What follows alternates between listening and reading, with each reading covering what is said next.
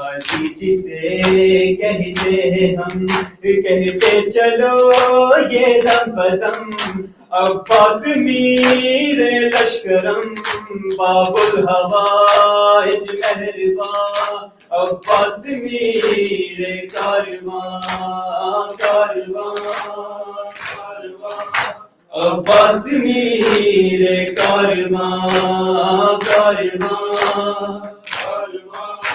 عباس میر کارواں جب شام پہنچا قافلہ خطبہ یہ زینب نے دیا سن لے یہ کام اشکیا ہم ہے بنا لا الہ کشتی ہے دی ہم بادبار عباس میر کارواں عباس میر کارواں عباس میر کارواں عباس میر کارواں